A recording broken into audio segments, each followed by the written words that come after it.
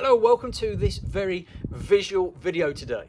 This is going to really help you if you are someone who knows what they should be doing to have a positive impact on their physical health and mental well-being, yet struggles to consistently implement the systems, the strategies, the diet, the exercise regime to get that result. So if you're someone that does really well for 3 to 6 weeks on a health kick, yet after that short time period struggles with motivation or willpower, or you keep falling off the wagon, or you self-sabotage, this is going to be a aha moment for you, I hope at least.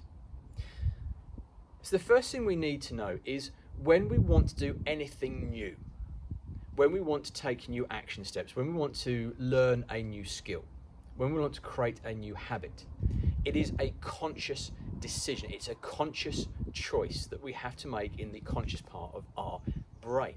And then we have to pay a lot of time, we have to put a lot of attention and intention, and to get your reps in, to do the work enough times to make it habitual, to make it the norm for you. So in our head, we have what I like to call your conscious capacity tank. This is where we have the power to choose to take new actions, to do new things, to get the new result.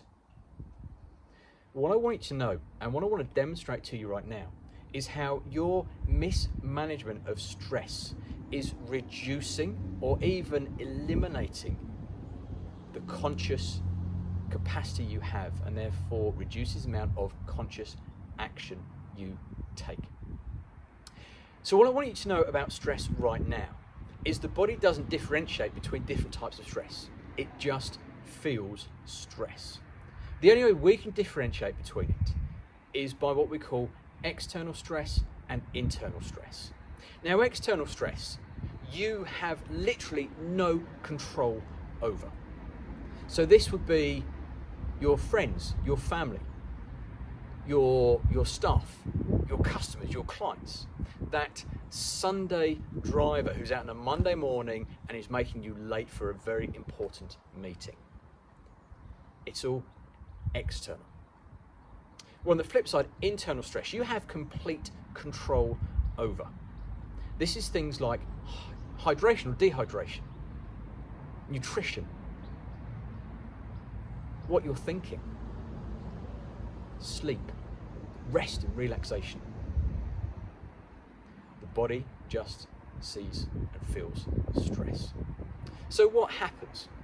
Well, when we put some stress into the body, and let's pick one from each side. So let's pick the fact that you got up late because you stayed up last night binge watching something on Netflix because you needed to try and de-stress and calm down. So lack of quality sleep puts a little bit in there. And now let's say that's made you late and your kids are now causing problems, external stress, because you're having to hurry them up and try and rush them out the door. So now we've put some stress into our conscious capacity tank. And what's happened here is as we put stress in, our conscious capacity has gone down, because stress and conscious capacity are inversely proportional to one another.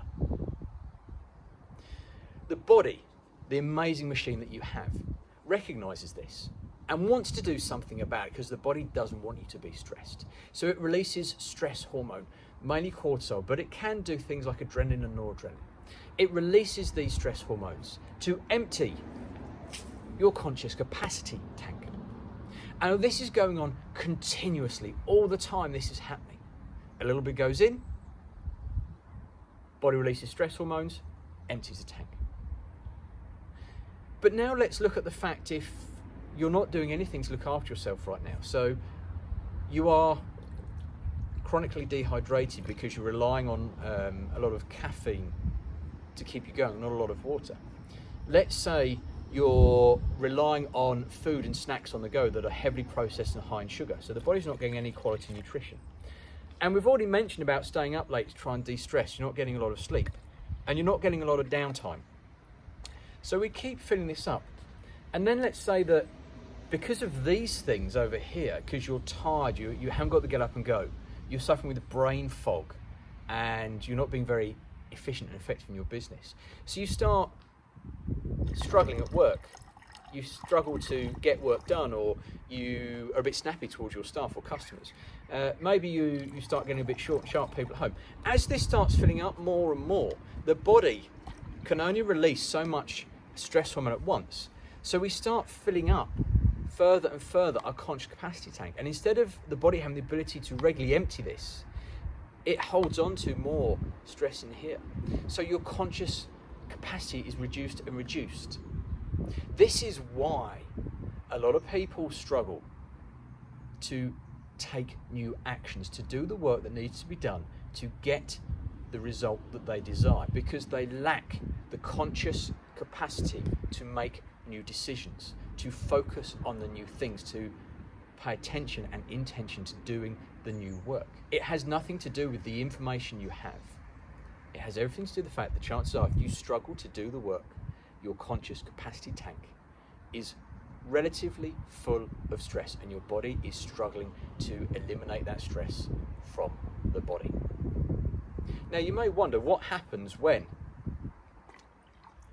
this conscious capacity tank gets full to potentially overflowing. Well, this is where most of us have experienced at some point where we completely lose control. We may use the expression, the straw that broke the camel's back. Same thing. When your conscious capacity tank gets fuller and fuller and fuller, it gets to the point where the body has one option. You completely lose control. Who you become, what you say, how you act, it's not you. You are just there for the ride. It's a bit like Bruce Banner turning into the Incredible Hulk. Hulk smash. Now, this could be you end up in a massive row with a loved one, you storm out. There are limitless possibilities. But when you completely lose control because your conscious capacity tank is about to overflow, out comes that big green monster to empty and reset your conscious capacity tank. So I hope this has helped. I hope this has been insightful for you. If you have any questions, of course, please send me a message. Now, finally, if you have invested the nearly 8 minutes to watch this video, then thank you very much for giving me your time. For today, that's it. I hope I've given you something to think about. Until we next speak. Take care. Bye-bye.